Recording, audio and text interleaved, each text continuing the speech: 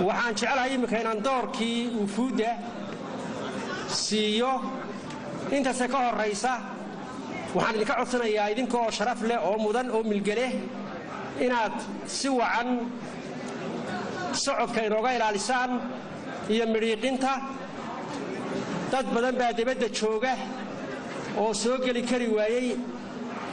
madasha oo buuxda awgeed nasiib baynu u helay inaynu inteenani daawanno oo dhegaysanno waxaan kaloo halkan ku hayaa codsi dadweynaha qaar ka imanayo oo loogu mahadnaqayo cabdilaahi cismaan jiqire oo soo sameeyey ku soo tamarrucay oo keenay sawiradan madaxweynaha qaranka Soomaaliland Axmed Maxamed Maxamuud Siilaayo iyo calanka iyo calaamadaha Soomaaliland muujinaya waxaa daawanaysaa muuqaalo ka mid ah muuqaalada dadka fadhiya madashan oo qaada in ka badan sida la sheegay 700 oo qof iyadoo goobtan ay tahay goobo ka weyn goobihii hore ee lagu qaban jiray kulanka wafdiga Soomaaliland isla markaasina ay sida muuqata ay tahay goob wakiilada Soomaaliland iminkana waxa lagu soo dhaweynaya gudoomiye jaaliyada gudoomiyihii Soomaaliland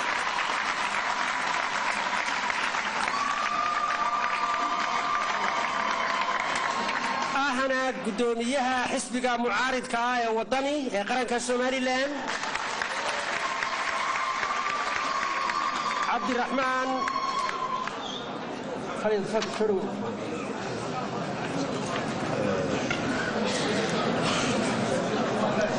بسم الله الرحمن الرحيم صلى الله على سيدنا محمد وعلى آله وصحبه أجمعين دمان جالية رير سوماليلاند دلك إنجليز عاوة فرصة وهالشيء هذيك السوق يبقى شو أروم هذا غيا جالية دمانتين يقول دقيقة بنقابضة مناسبة سوق بنقابية وحالكم السلام يا سلامة إسلامك السلام عليكم ورحمة الله وبركاته هذا البضان ما بحين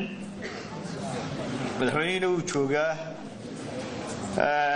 لما تشاليده سيدة غروف البضان قولها شرفت البضان له أسوب وحسي waxaan u sheegayaa uun Soomaaliland warkeedu si joogtaba u heshaan laakiin guud ahaan marxalado badan bay ka soo gudubtay Soomaaliland intii taariikhdeedu jirtay maantana waxay maraysaa marxalad cusub marxaladaasi waxay u baahan tahay midnimo qaran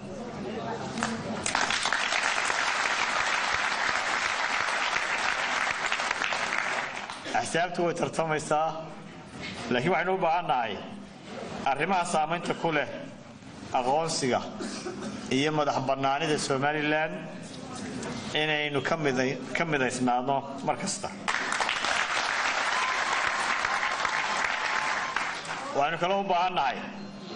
inaynu ka midaysnaano axsaab xukuumad mucaarad iyo muxaafidba saameynta ku leh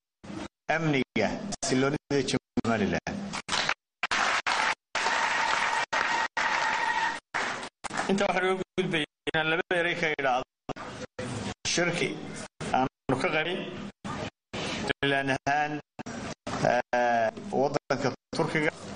oo horantiisa uga dhigay mas'uuliyadda ka hadashay qaarkood shirkaas oo loo hadlayay Soomaaliland wadahalaas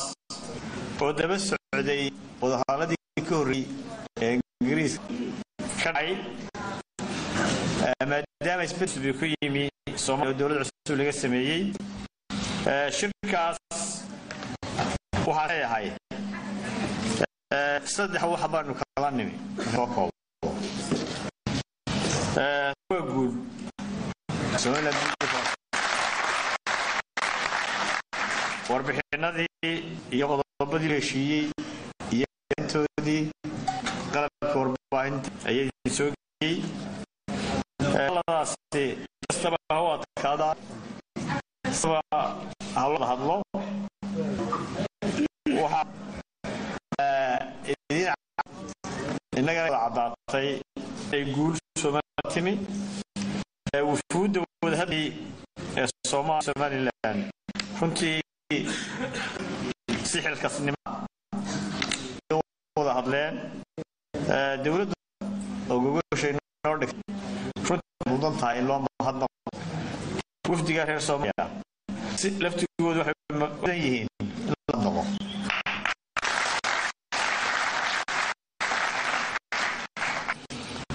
labada kala nimo waxa weynimo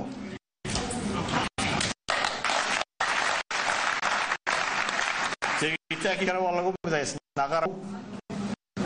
waxaanu kala qornay annagoo midaysan ama axsaab intay xukuumad iyo baarlamaan ta kale saddexaad waxa weeye waxaan kala soo noqonay runtii markaan u qiso nidaam sare oo habmaamuus marka xagga diblomaasiyadda la eego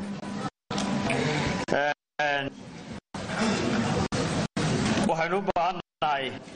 guush waxaan rajaynayaa in arrimaha kale ay nagu soo kordhana aynu wadatashi iyo midnimo ku geli doonno haddii ilaahay ka dhigo waxaan rajaynaynaa sahanka aynu u tagnay halkaas inuu u yahay fure guusha Somaliland. Assalaamu calaykum.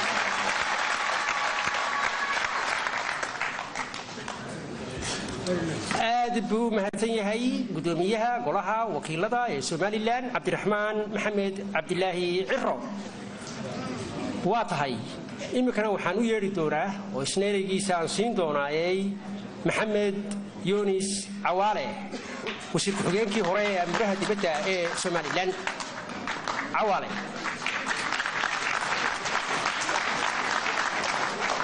bismillaahi raxmaani raxiim dhammaantiin waan salaamayaa waxaan kaloo salaamayaa wafdiga uu hogaaminayo madaxweynuhu iyo wasiirada iyo xeer ilaaliyaha iyo ambassadorka dhammaantiin waan salaamayaa waan isku soo dhaweynayaa London inta haddaan ka baxo hadal badan oran maayo dee anugu reer London baan ahaa waayahan marka waxaan u kacay inaan kulli aan laba kelmood ilaalo labada kelmoodna waxa weeyaan mar haddii Somaliland maanta halka marayso shicib ahaan gudo iyo dabad waxa loo baahan yahay inaynu aynu istaba taagno dawladdeena iyo madaxdeena oo aynu markasta ka dambayno oo aynu higsanno goolka aynu doonayno in Somaliland ay ka mid noqoto caalamka adduunka takiliin ku gaarnaa waxa weeyaan inaynu runtii urursanaano oo aynu maalkeen iyo muruqeen isu geeyno sidii heesto ay sheegisay oo waxyaalo badan oo aan loo baahnayn imika xaalad waxaynu ku jirnaa magaranaysaa runtii aad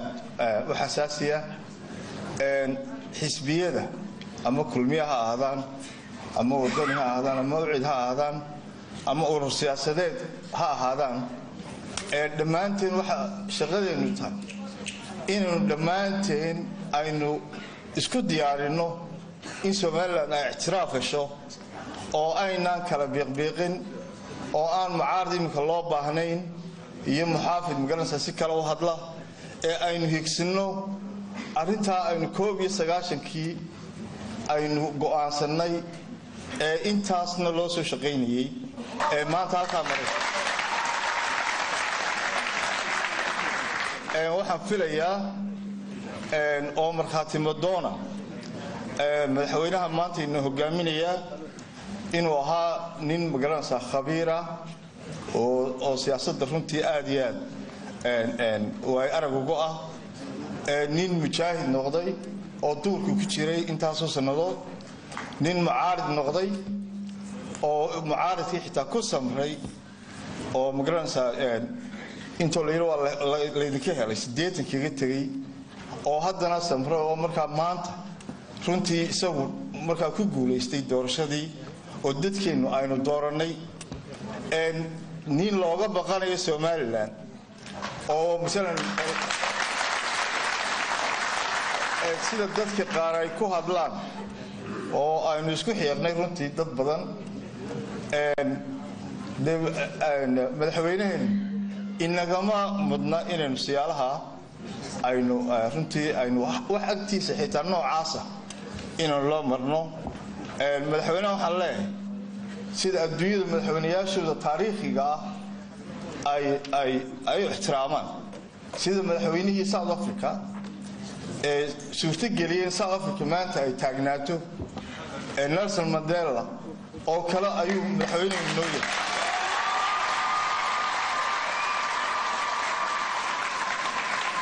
iska amaani maayo oo de taariikhda waynu wada garanaa waliba reer London de halkan aynu wada joognay waa nin u qalma inuu maanta inuu hogaamiyo halka aynu maanta mareynana waxaan qabaa inuu naga saari karo insha Allah innaguna waxa la inooga baahan yahay taageeradii baa la inooga baahan yahay maal haday noqoto raay haday noqoto arrin kale haday noqoto waxa kale oo la inooga baahan yahay inaynu ka waantoowno oo aynu iska dayno marba interview yaro nin yaani hot headed oo magarasa TV-yada la fadhiisto oo aan loo baahnayn runtii waxa weeyaan waa xaqaa'iq jira weeye waxa kale oo aan halkan aan ka xusayaa wafdiga isagana la socda magarasa dalkii naga yimi ina matalaya ay ka mid yihiin wasiirka arrimaha dibadda iyo wasiirka madaxtooyada iyo rag kale la socda iyo gudoomiyaha baarlamaanka inaynu muujino oo aynu taageerno oo ay ku diirsadaan in dadka waa la dhiirigeliyay oo haddaynu migranaysa aynu dhiirigelin weyno waxaynu noqonaysaa waajib aynaan gudan marka waan soo gaabinayaa raalli ahaada intaa iyo nabadgelyo iyo guul baan Somaliland ugu sheegay hadii la hayo waayahay maxamed yoonis cawaale aad buu mahadsan yahay intaan u gudbin doorka wasiirka amuraha dibadda iyo madaxweynaha waxaan jecelahay inaan u yeero ugaas Haaruun Cabdiraxmaan oo ku hadlaya magaca salaadiinta Somaliland Sultan Haaruun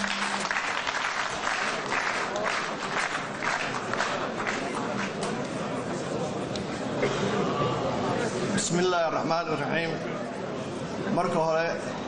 ilaahay laga cabsado nabiga maxamed lagu saliyo inta hadii aan ku dhaafo waxaan salaamayaa madaxweynaha Jamhuuriyadda Soomaaliland mudane Maxamed Axmed Siiraanyo iyo gudoomiyaha baarlamaanka ee Jamhuuriyadda Soomaaliland mudane Cabdiraxmaan waxaan kaloo salaamayaa in wadane wasiirka arrimaha dibadda ee Somaliland wadane Maxamed Cumar waxaan ka salaamayaa wasiirka madaxtooyada wadane Xirsi waxaan ka salaamayaa xeeyaha guud ee Somaliland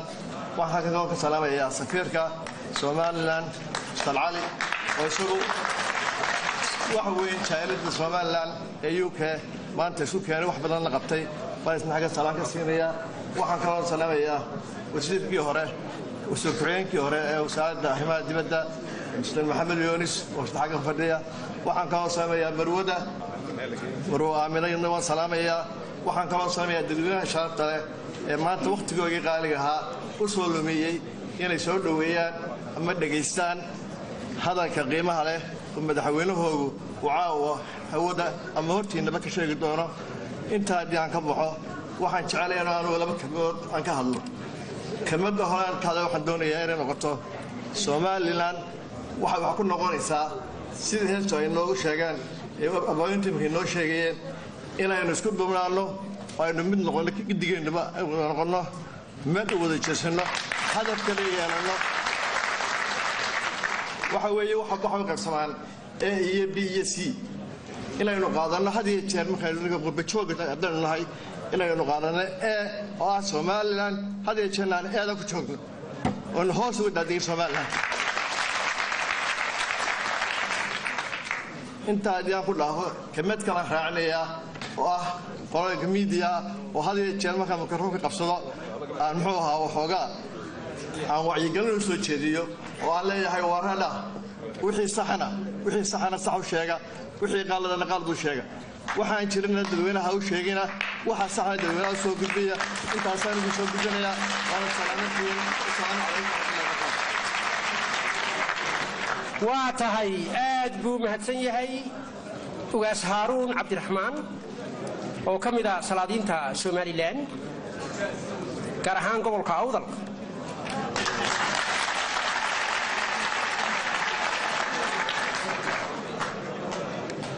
waxaan jecelahay in kareen u yeero oo halkan ku soo dhaweeyo similgiya maamuus fale wasiirka amuuraha dibadda ee Somaliland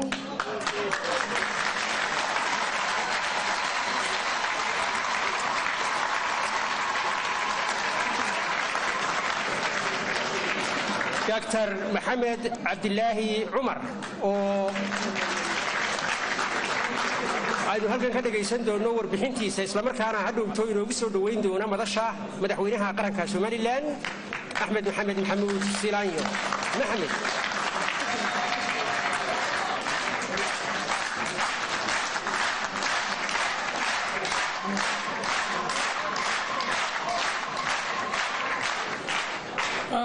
بسم الله الرحمن الرحيم marka hore horta waxaan idinka mahad celinayaa soo dhaweynta diiran iyo martigelintaba farxad gaar ah tahay in mujtamaca qurbo joogga Somaliland ku nool dalkan Britain inkastoo ogahay in dalal kale laga yimid oo dadka qaar ay wadamo kale ka yimaadeen si ay shirkan caawa inooga qayb galaan farxad gaar ah tahay in aan ka soo qayb galo oo aan halkan hadal iyo khudbad baan ka soo jeediyo waxaan filayaa hadalka intiisii badneed runta marka loo tago waa la yiri madaxweynihii qarankuna uu iga dambeeyaa oo khudbadda xilitaanka xafladda halkan caawa ka soo jeedin doona waxaan jecelahay in hadalkayga koobo oo arrimahan isleeyahay waa loo baahan yahay in la tilmaamo aan ku koobayo wixii kale aan qaranka iyo madaxweynahaba aan wakiil kaga ahay waxay la tahay horta aan kaftan ka horreysiiye xirsi gabaygu halkan uu ka tiriyey imikuun baan xasuustay markuu sameeyey bari dhawey annagoo joogna Turkiga xirsi horta waxaa caado u ah labadayadaba noo markaan dibadaha shaqo u baxno maalinta hawsha soo dhamaysano habeenkii baan soo jirnay oo wada cashin jirnay oo markaasaan waqti isku helay inta badan runtii intii aan Turkiga joognay dhowr habeen baan waayay xirsi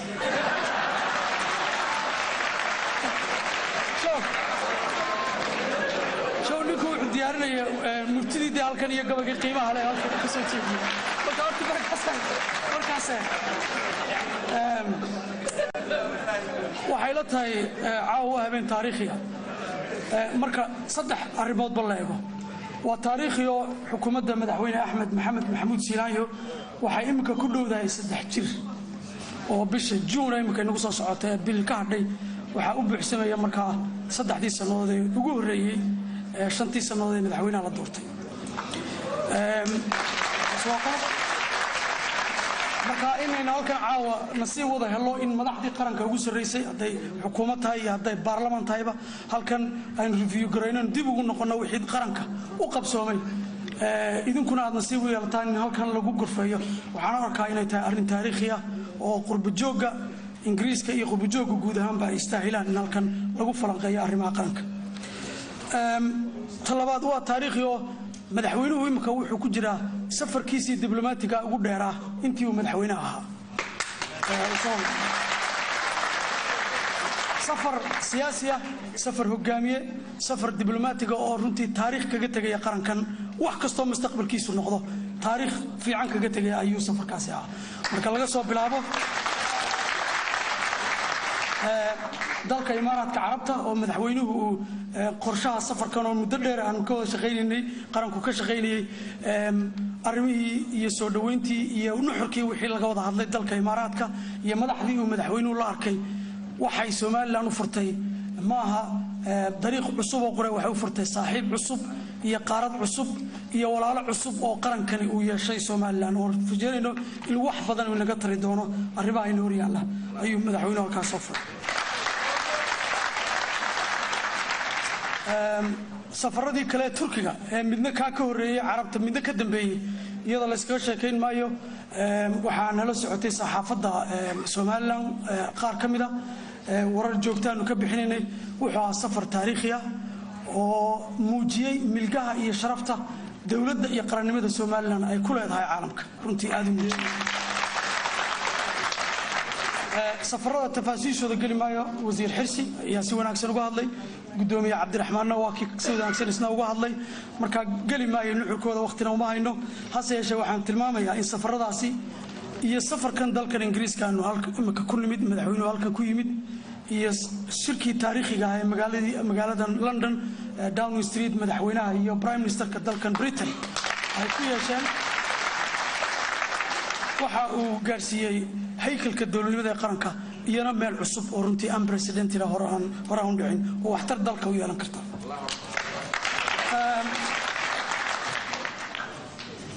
isbeddelka saddexaad waxay la tahay waxa weeye arrimo waaweyn oo mandaqada aynu ka mid ka nahay ka socda jira imika oo ay tahay dalka aynu jaarkanahay Soomaaliya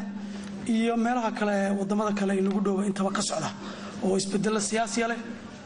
isbeddel xagga nabadgelyada leh iyo xiiso cusub oo dunidu meelaha qaar u haysa leh arrimahaas oo dhan waxa weeye waa arrimo cusub oo mandaqada ku soo biiray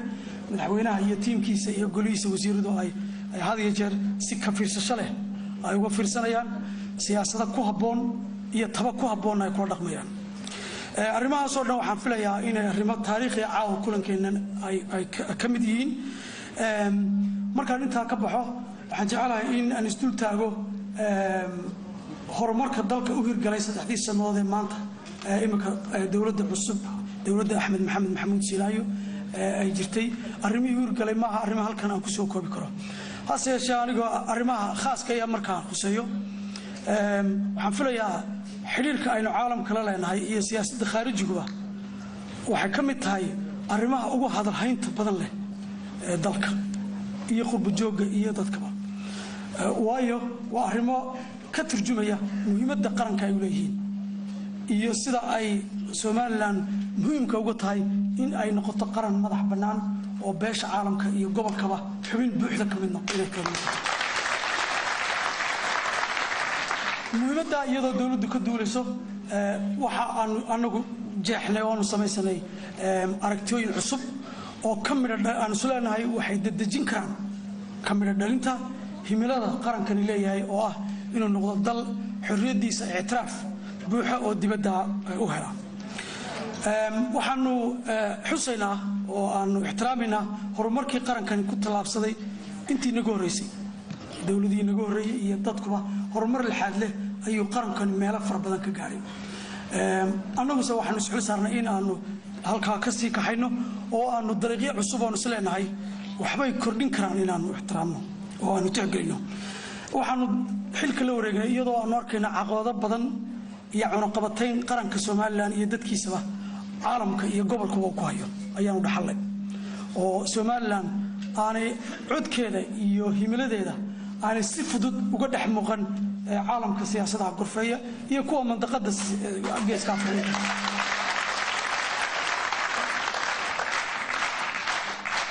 waxaan qaadanay in aanu ku kordhino dariiqadii hore u jiray ee dalku ku dhaqmayay ee ictiraafka iyo iskaashiga iyo mucaawanada iyo wada shaqayntaba lagu baadigoobayay in aanu ku kordhino dariiqyo cusub oo aanu isleenahay Soomaaliland waxay leedahay aqoontii iyo isku kalsoonidii iyo biseylkii ay ku mari lahayd dariiq kasta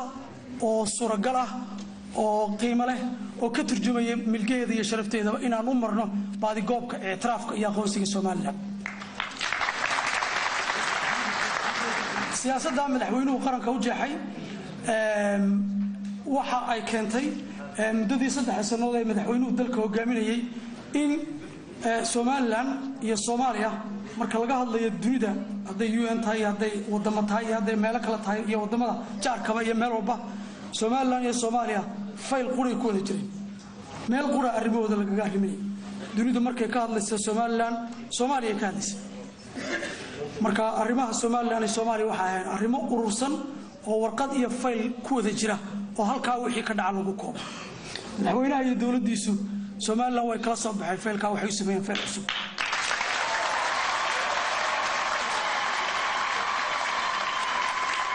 fayl cusub oo ay dusha ka qoran tahay Soomaaliland ama Jamhuuriyadda Soomaaliland oo madaxweynaha iyo xukuumaddiisaba lagu tixgeliyo iyo qaranka Soomaaliland iyo dadkiisa lagu ixtiraamo arinta faylka bixidaas waa keentay madaxweynaha in loo arko meel kasta oo tago dibadda sidii madaxweyne qaran oo ummadiisa iyo dalkiisa u matalaya ku noqon maayo dalka Turkiga iyo Imaaraadka iyo dalka Ingiriiskaba madaxdii madaxweynaha aragtay waxay madaxdii ugu sareysay ee dalalka hogaaminaysay lama arkeen haddii aanu faylkiisa kala bixin arrimaha Soomaaliya oo aan si gaar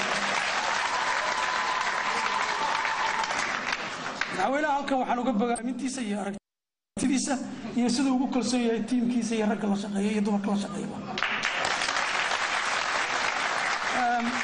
arinta kale qaranka u suura gashay waxa weeye waxa dhamaatay absidii beesha caalamka qabtay inay maal geliso Soomaaliland oo loo arki jiray bariga hore meel aan nabadgelyadu sugnayn meel aan dawladnimadeedu aan sugnayn meel aan xoolaha iyo maalka la geliya absi weyn laga qabay waxa muuqata in arintaasi isbedel ku yimid waxa dalka imika jira shirkado waaweyn oo shirkadda Genel Petroleum Energy taqaanaan ay ka mid tahay oo boqolaal malaayiin dalka imika gelisay oo bilowday arrimihii soo saaridda shidaalka iyo baaridiisa waxa daba socda shirkado kuwa ka badan oo jira oo fiir ka mid tahay oo qaar kale ka mid yihiin oo dalka iyo nabadgelyadiisa iyo ummadiisaba aaminay oo maalkooda iyo muruqooda gelinaya iyo kuwa kale oo rajeynayna in dhawaan aynu ku wada guulisano arinta kale islaayahay xusid bay mudan tahay waxa weeye mucaawanooyinkii qarankan la siin jiray berigii hore la soo wada marin jiray hay'adaha samafalka ee caalamka ama UN-ta arintaasi dawladdu isbedel weyn bay ka keentay waxaan caalamka ugu baaqnay in Soomaaliland ay dhaaftay xilligii horumarkeedu ku xidhnaan lahaa hay'ado caalami ah ama United Nations oo ay doomaha Soomaaliland leedahay dal iyo qaran hogaamin kara oo fulin kara horumarka u baahan tahay haddii caalamku uu siiyo taageerada u baahan tahay tooska arinta jawaabtii ugu horeysay sanadkii marka dhamaaday bishiisii 12aad ayay dalka soo gaadhay lacag ilaa 12 milyan oo US dollar oo dawladda Ingiriiska iyo dawladda Denmark ay Soomaaliland si toos ah ugu wareejiyeen waa horumar oo qaranku sidoo doono u isticmaali karo beesha caalamkuna ka shaqeynayso laakiin aan loo soo marinayn dalal kale iyo ummado kale iyo hay'ado kale waxaan rajaynaynaa in dalalka kale deeqaha bixiya ay ku daydaan arrintaa oo ay wax ka bedelaan marka arinta ka yimaado waxa halkan aad loogu dheeraaday caawa wada hadallada Soomaaliya iyo Soomaaliland wada hadallada Soomaaliland iyo Soomaaliya waxay dawladdu ugu tala gashay in ay noqoto dariiq ay Soomaaliland beesha caalamka iyo Soomaaliya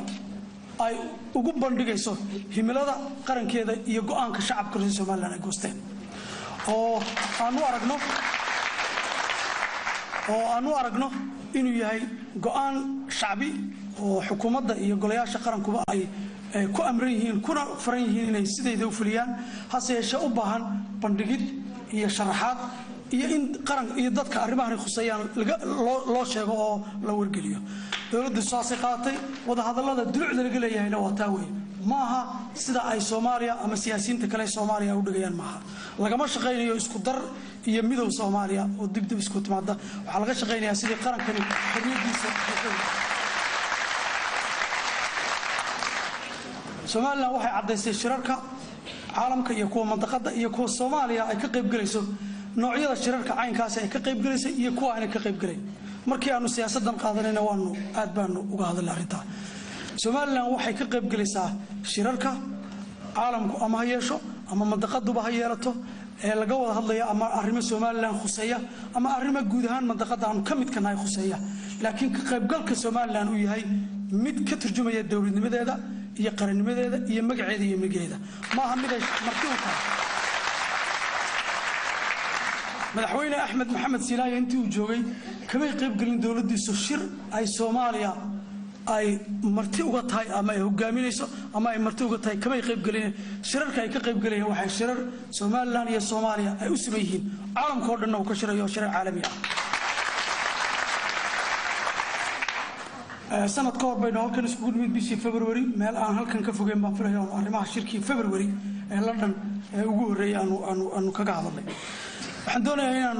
u soo noqdo shirka London lagu baaqay bishii sanaad ee soo socota toddobadeeda in la qabto madaxweynuhu uu ka hadlay qaranku uu ka hadlay mas'uuliyiinta qaranku way ka wada hadleen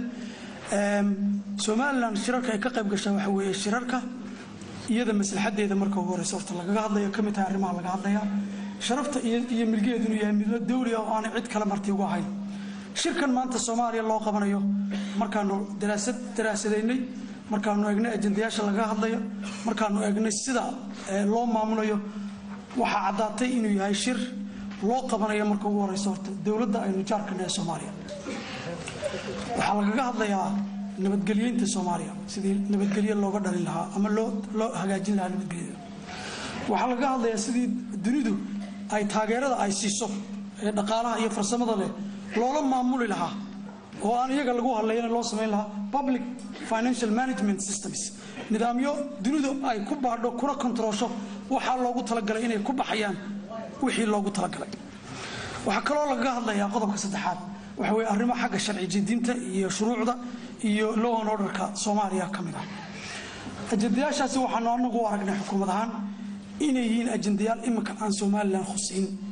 oo aan Soomaaliland si toos ah arrimaheeda iyo qarannimadeeda aan waxba ka khuseynin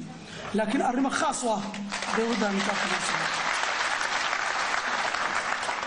heerka horumarka iyo la shaqeynta ee Soomaaliya marayso Soomaaliland bari hore soo dhaaftay Soomaaliland waxay maraysaa heerka imika macaawinooyinka la siinayo dawladdeeda si ay dalkeeda iyo ummadeedaba ay ku horumariso beesha caalamka kaasaan ka sugaynaa inuu balaadho arrimaha iyadoo laga duulayo qaranku wuxuu qaatay markaa go'aan madaxweynuhu ku hogaamiyay oo ah in aanu dadka ay arrimahaas khuseeyaan aanu wargelino in shirkaasi aanu ahayn shir Soomaaliland khuseeya laakiin aanu ugu rajeynayno in lagu guuleysto oo dalkaanu jaarkanahay wax laga qabtay xasiloonidiisa iyo nabadgelyadiisa Britain waa dal aanu saaxiibnahay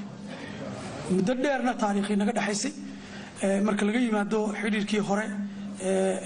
mustacmarka marka laga yimaado xiriir wada shaqeyn oo wanaagsan baa dawladihii kala dambeeyay Soomaaliland ka jiray ka dhaxeeya waxay Britain ka mid tahay dalalka ugu horeeya ee macaawinooyinka Soomaaliland siiya haday xagga nabadgelyada tahay iyo haday tahay xagga tacliinta iyo xagga bulshada inta badan tahay marka taa laga yimaado xagga siyaasadda qudheeda Britain waa dal la jaala oo la saaxiiba qaranka iyo shacabka reer Soomaaliland hase yeeshee markay timaado madax banaanida iyo karaamada iyo sharafta qaranka uu leeyahay Soomaaliland u suura gelimaysa inay shirarka Soomaaliya loo qabanayo u khaaska ah ay arrimaheedu ku milmaan sida awgeedna qaranku taladaas u qaatay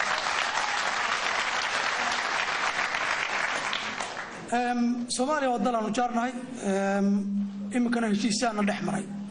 sida caalamka dawladuhu ay heshiisyada u kala dhex maraan Kenya iyo Soomaaliland heshiis baana dhex maray Djibouti iyo Soomaaliland heshiisyaana dhex maray Imaaraadka iyo Turkiga heshiisyaana dhex maray Britain iyo Denmark iyo Norway intii madaxweynaha waxa dalka dhex maray heshiisyo Soomaaliya dalalkaas ka mid ah xaggayga oo soo dhaweynaa heshiisyada aanu la galno Soomaaliya in aanu dhowro waxa heshiisyada ka mid ah paragraph number 7 oo kamid ah qodobadii shirkii Turkiga imika waxaan ku heshiinay in labada dalba ay iska ilaaliyaan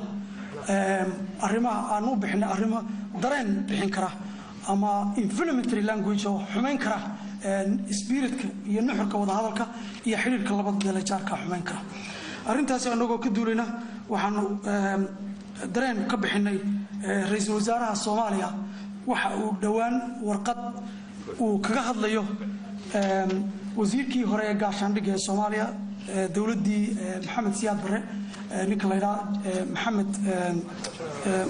Ali Samatar oo maxkamad caalami oo dalka Mareykanku leeyahay ay dambiyo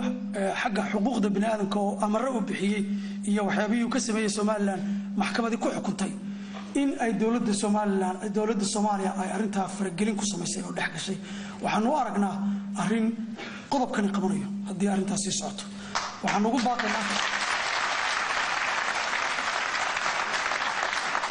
baaqaynaa in arrimo damqi kara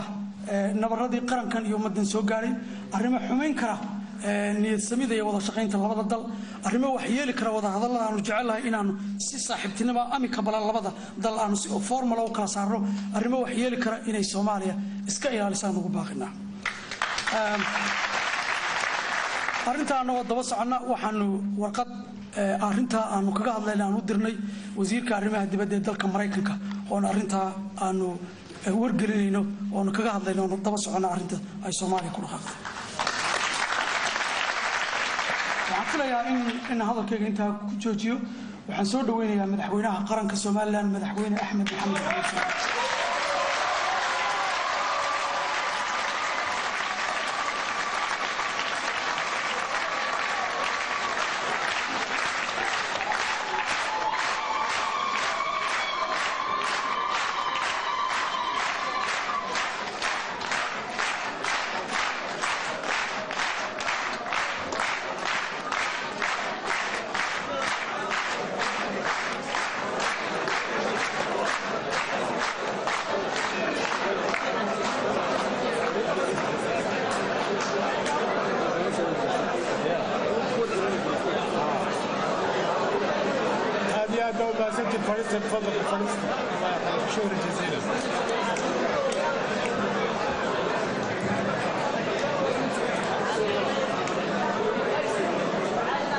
بسم الله الرحمن الرحيم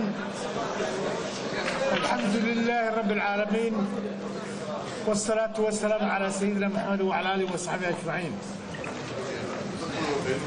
تدوينها حالك كان isugu yimid sida qiimaha yaqaan loo soo dhaweeyay aad iyo aad baan idin salaamayaa aad baan idinku mahadnaqayaa idinka mahad celinayaa sida iyo sharafta iyo qiimaha aad noo soo dhaweyseen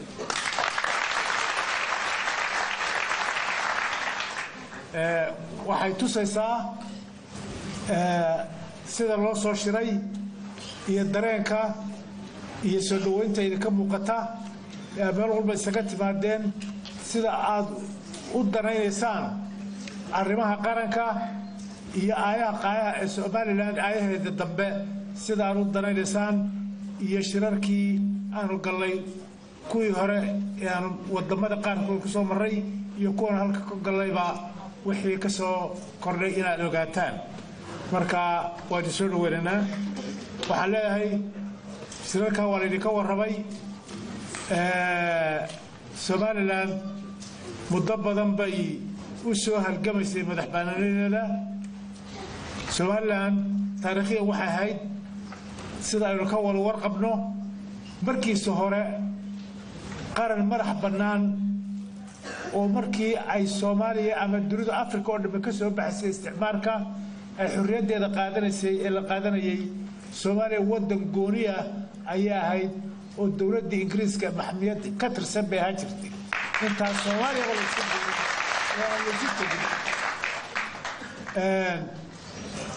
xamaasadii barigaa jirtay ee jirtay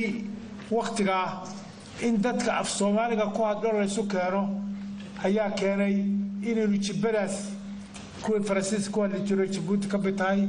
kuwa Kenya jooga kuwa Ethiopia qaybta ka mid ah iyo tii Somaliland ahaydba ee British hojaba in la isu keeno ayaa aayaha u ahaa markaa oo xamaasadda waqtigaa joogtay ah may suurtagelin dowladihii jiray iyo dunidii waqtigaa taagnayd ayaa suurtagelin waayay isu imaatinka intii ka dambaysana wadcigu aad iyo aad ayuu isu bedelay waynu ognahay dhibaatooyinkii iyo khasaarihii soo gaadhay halgankii Somaliland ay la gashay nidaamkii Siyaad Barre iyo muddadii uu dagaalku socday iyo xorriyadda nafta loo huray iyo sidii xorriyadda loola soo noqday magaalada Burco 1991 ilaa ka dambaysay Somaliland waxay u dagaalamaysay una halgamaysay una shaqaynaysay inay madax bannaanideedii buuxda oo caalamku uu ictiraafsan yahay la soo noqoto dabcan waynu aragnaa ilaa imika dunidu cid ictiraafina siisay ma jirto laakiin dunidu waynala dhaqmisay waynala macaamushaa mucaawimayna siisaa waxtar baynala siisaa waynala shaqaysaa waxaynala inoo macaamilaa sidii dowlad madax bannaan bay qaybo badan inagala macaamilaan dadkeeda iyo ummaddeeduna waxay ku adag tahay kuna adag yihiin inay xorriyaddoodii wax kastaa qaatee ay la soo noqdaan iyo madax bannaanadu ay la soo noqdaan bay ku adag yihiin haddii maanta shirarka aanu adduunka kale aanu la gelinay oo dhan ee meel walba u soo maraynay ee walaalaha iyo soomaaliya aanu kala hadlaynay ee aanu meel walba dood iyo shirar nooga socdeen qodobku ku fadhiya wuxuu ahaa in madax bannaanida Soomaaliyeed ay ictiraafaan iyagana nabadgelyo iyo wada shaqayn iyo isu socod iyo is ixtiraam iyo qadarin inaynu yeelano ayay intaada ka dhaqaaqaan uma hayno xumaan uma hayno laakiin madax bannaanida Soomaaliland waa mid taariikhi ah waa mid dadkeedii ummadooda ay ku tashadeen waa mid ay doonayaan waa mid lagu wada shaqaynayo intii aanu soo dhaafnay imika duwalna soo maray وقالوا واتيم كلجوا ورمي تركيا وإسكايا كانتي شرر بدن بالسوي يبد نرب بدن بالجوا ورهالي مرقول السومالي لأن كباي نقن موقف كذا وحبا كباي بدلين إني مدح بناني إذا كنت حاجة تكون أكثر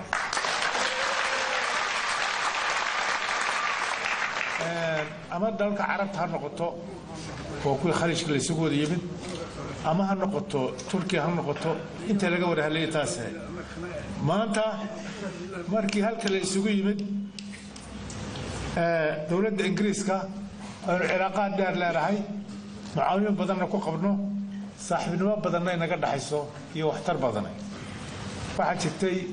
inay qodobka jeclaysteen in sidaas ka duwan ay noqoto halka waxa uu qabatay shir bay u qabatay Soomaaliya oo gudoominayo madaxweynaha Soomaaliya oo wax ka gudoominayo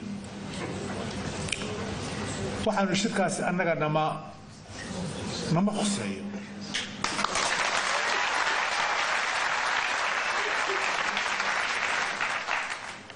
xasili mayno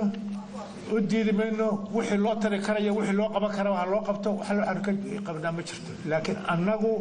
Soomaaliya kama mid nahin maadaama aan ka mid nahay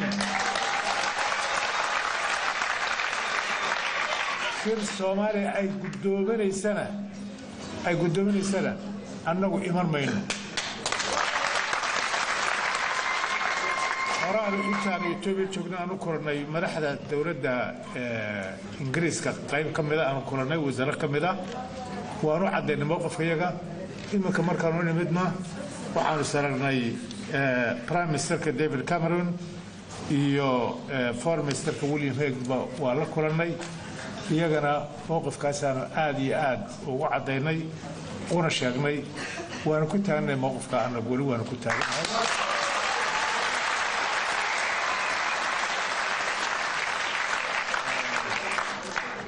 iyaguna waxaanu jecelahay inay nagu support gareeyaan meelaha aan ku kulmaynay sida Turkiyan hore oo soo sheegay oo kale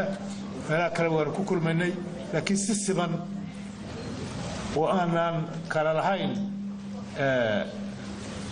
aan u simanahay ayaan ula kulmayn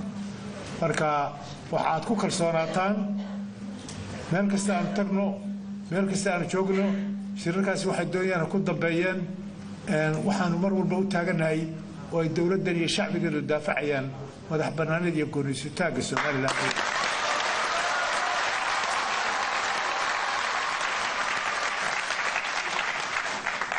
ummadda nagu aamintay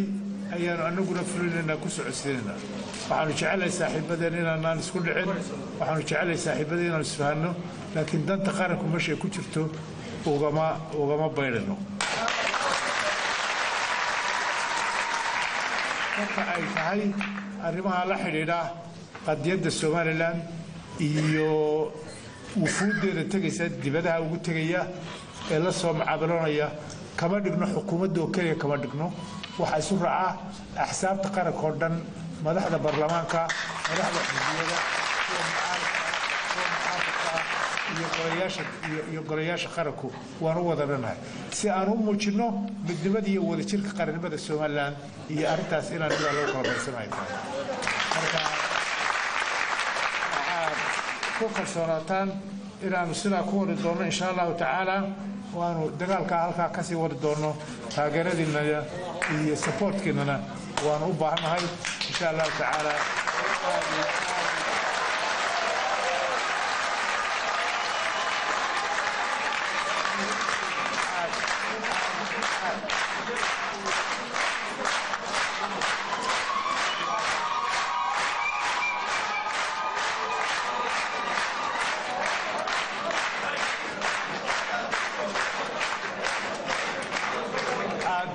mahadinayaa soo dhaweynta aad soo dhaweyseen iyo xamaasadda ka muuqata iyo taageerada oo haysaan dalka iyo dadkaba aad iyo aad baan ku mahadinaa assalaamu calaykum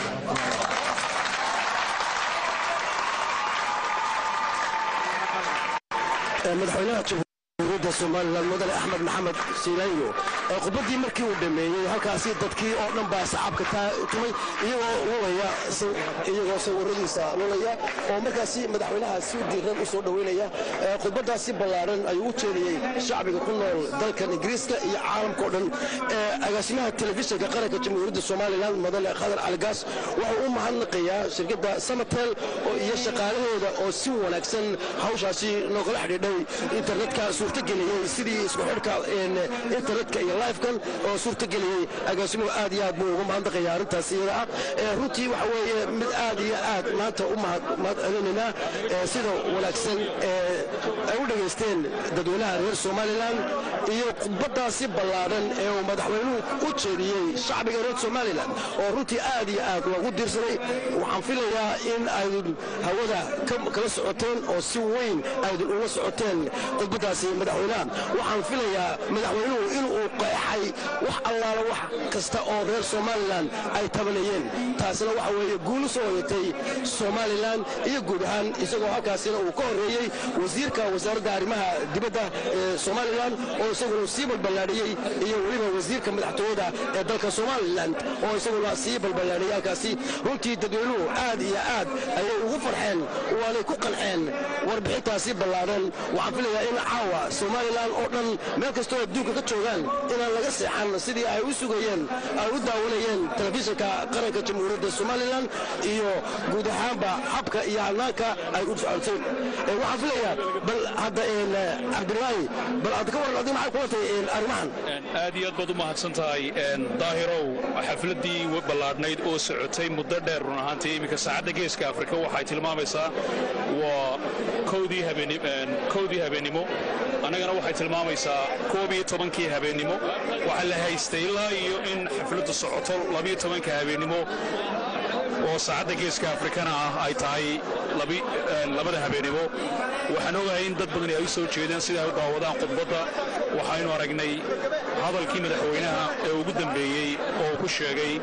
siyaasadda uu ka leeyihiin shirarka ay la qaateen iyo qodobada la xidhiidha waxaad muuqaal ahaan arkaysaan